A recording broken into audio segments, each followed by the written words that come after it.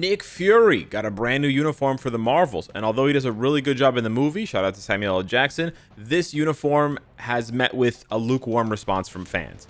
Now, here are essentially the pros of this uniform. It's the newest uniform for him since, 2018 when this movie came out, and it's the first uniform that finally makes him a good character in his own right. So not as a support, not as a leadership, but just as his own character to deal damage. He finally has access to skill damage bonus damage. He gets 30% damage reduction. He has a nice little combo that you can do that I'll show you in the skill preview, where you do 3, cancel 5, cancel 4. And you do a little bit of delay here, a little bit of delay there, boom, and you get a bunch of hits, right? You get a really nice like 50-60 hit combo, very easy to play. He's got a really cool tier 3 where he shoots a laser from space. Like, it's very nice. So for Nick Fury fans who really want to enjoy the character himself, they have really done a lot for him. This is a huge bump up for him. So right away, that's the line.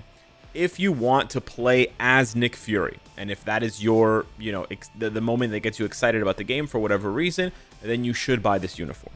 However, if you are only buying this uniform for its function, i.e. its support values, then I would argue that there is no reason to buy this uniform. And frankly, if you don't have this uniform as well, you might as well just stick with modern, because although there is some difference between these two uniforms, and he actually gets darker, there's otherwise, like, it's not even that big of a jump here. So if you go back to this regular one, like his base model, he gives 50% all attack to your hero allies instead of 60, so you do lose 10% attack. And then here on his Director of Shield passive, you do lose 5% increased damage to supervillains. But that's it. And you get the immunity to incapacitation, which has some relevance for PvP. I will state that, but that's basically it. So PvE wise, you don't lose very much, and PvP wise, you lose something. But Nick Fury doesn't seem to have very much value for PvP anyways at the time of this recording. So yeah, it's not really something to write home about. So in discussing that in my mind and realizing that, okay, it's a 3-minute video, we're done, or 2-minute video. Okay, I've given you all the information you need to make the decision on whether or not you want to buy Nick Fury's uniform. I thought, okay, let's go a little bit further into this discussion of why you would buy him as a support, because don't get me wrong, there's a lot of supports nowadays. So what niche is Nick Fury really filling? Because let's be honest, although he's kind of late to the game with other supports like Shuri, White Fox, Taskmaster, etc., already getting upgrades to tier 3, he's still one of the best, right? One of the best supports in the game. So he was hyped up for a long time. So where can you make the most use of his combos? Well, the first thing I want to highlight is how many stages of World Boss Legend you can bring Nick Fury into. Now, I normally do not do this for tier 3 characters. I only do this for tier 4s, and I'm not going to be doing this in the future for all tier 3 characters. But I wanted to highlight it for Nick Fury specifically because although he is a speed hero male, which is traditionally not a very sought after or valuable typing for World Boss Legend, he's available for 23 stages. And if you look, that actually puts him with Spider-Man and Miles as the only 2 speed males that are available for that many stages. And yeah, everybody else who's available for that many or more stages is not a speed male, right? They're speed female, they're combat villain, whatever, universal, whatever kind of thing. So he is available for a lot of stages. What I also want to highlight is that I've highlighted recently for characters like Captain Marvel, although he has a bit of a sort of bias for Mephisto here, he doesn't have that many stages in the beginning, and he has a lot of stages at the end. 434 is very high for these last 3 bosses. And again, Goran, Jean, and Kang are the harder bosses. So you want the heavier hitting supports for those bosses. So let's take a look at the stages in particular where Nick Fury is going to help you out. Now, first up, we have 25 to 29 for Gore, which is a leadership stage. Now, I know there's a lot of leadership supports already, like White Fox, Shuri, Riri, Agent Venom, Chasm, Spider-Woman, etc. But if you don't have the characters that line up for those specific supports, then Nick Fury does, position himself as a strong support character who can help you blast through these stages, especially if you haven't invested yet in tier 4s, where you're sort of reaching the limit of what level 80s can do when you creep up to these sort of like, early 20s, low 30 stages of World Boss Legend from Gore, Jean to Kang. As for Dark Phoenix, you get a lot of value out of Nick Fury here because starting on stage 15, you're restricted to humans and males. And this is what really piqued my interest for Nick Fury. There are very few male human supports on the hero side. On the villain side, you know, you have Chasm, you have Taskmaster, you have Green Goblin. But if you have a situation, of course, you have Ghost Panther there for the fire types. But if you have a situation where you're restricted to heroes, then the list shrinks down a lot. But even then, right, we do have those supports there. But then otherwise, you're done. You're basically done. And you don't get access to those really giga-juiced supports like White Fox, Shuri, Valkyrie, Sif, etc. So Nick Fury actually does position himself as a high-value support character.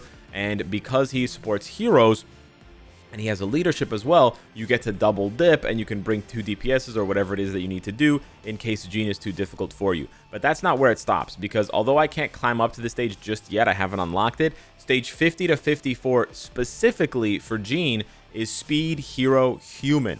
Now, yes, you'll be able to tap into White Fox, you'll be able to tap into Wave and Shuri, but then you also have Nick Fury waiting in the wings now. And unlike, you know, Shuri, and unlike, well, Shuri does have some support for speed types. She does have the leadership now. But if you don't have the newest uniform, she doesn't. White Fox doesn't have a useful leadership. And then Wave's leadership is only 24% attack. So it does represent a nice bonus. And probably he's going to replace a lot of players who otherwise use someone like Echo, or maybe even, you know, Elsa Bloodstone as a lead for these types of stages, especially if they're clearing multiple stages at the same time or they want multiple runs. Last but certainly not least, we have Kang. And although I told you that Nick Fury was only available for 4 different variants of Kang stages, they're all super useful. They're not like stage 1 or whatever kind of bullshit. So we want to scroll down to the bottom to begin, but with Kang, it gets difficult a lot faster. So right here from 20 to 24, although we have a lot of speed types, having another support in the category is not going to hurt you at all. Next up, which I've already shown you, is 45 to 49. This is a very difficult stage, and although we recently got Angela, who's a good support, and we still have Mystique and Taskmaster, these are sort of like the lowest bar of supports, right? They're just 40% increased damage to villains, or 35 even, and they don't give any other buffs unless you have, for Taskmaster's case, the Weapon Master tag, right? Nick Fury changes all that, right? And of course, you have, I guess, Rocket for Star-Lord and Gamora, but that's basically nothing. But Nick Fury changes all that. Now, we did recently get Sin, but she is a paywall uniform, so I'm not going to put her in the same breath as Nick. But Nick really juices this category, you know, a lot. And for this stage, it was actually very difficult for me to climb using Cable, because at the time we were using Cable with double support in the case of like Angela and Mystique, or Angela and Taskmaster, something like that. Having Nick now makes this stage so much easier to complete, because you can combo Nick with Taskmaster and get basically the best of the best, and then just juice through this stage super duper easily. So I think this is one of the biggest reasons to consider Nick Fury's uniform if this particular set of stages is going to give you a hard time. But there is an even further stage that I haven't unlocked, surprise surprise here, which is Kang stage 65 to 69. It's a very high stage of Kang. It's some of the most difficult content it's basically the most difficult content of the game, and it is specifically Speed, Male, Human. So Speed, Male, and Human means you absolutely must have Nick Fury. So essentially what I'm saying is, not now, but in the future, if in the next 6 months or whatever, or a year, you plan on climbing in Kang World Boss Legend specifically, you're basically better off picking up Nick Fury's uniform at some point. Whether you pick it up now during the 50% off, that's going to trigger in a couple of weeks, or I think it's actually already 50% off because of the, you know, it coinciding so close with Black Friday.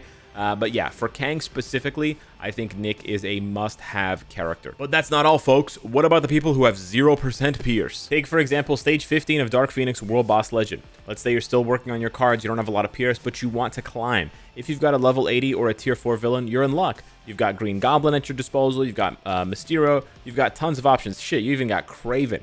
But if you want to use a hero, for example, you have very limited options, unless you're using Ghost Rider, then you can use Ghost Panther. Or if you're using Spider-Man or Miles Morales, then you can use Chasm. But if you're not using any of those, then you really don't have that many options. Like, for example, Doctor Strange. You want to use him? Okay, you got Taskmaster. That's a generic support. Chasm doesn't do anything. Green Goblin's not going to do anything. Ghost Panther's a generic support for part of his buff, so this is pretty much your best option. But for some of these other characters, you have very little to choose from. So this is where Nick Fury shines, in my opinion, in one of the most ways. Taking, for example, a character like Captain America. Under normal situations, you would either pair him with double support and no lead, do something like this, or if you don't have these supports, especially since Ghost Panther is more premium, you'd be stuck doing something like this and then just slapping on a generic 30% attack lead. I'm not going to show you the gameplay of that because it's pretty bad, but you can sort of guess what it looks like.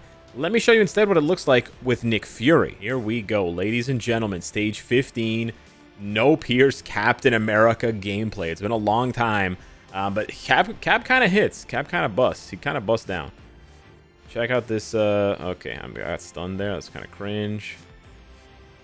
Check out this tier 3 proc. Look at this. Look at those bars legitimately flying. Like, you can legitimately call those bars flying. Because Cap puts it all the way down, ladies and gentlemen. Okay, she moved away. That's kind of cringe. Charging up my... It is a mighty energy. So we do have a little bit of Pierce when we proc the mighty energy. But look at these bars, bro. Look at these bars.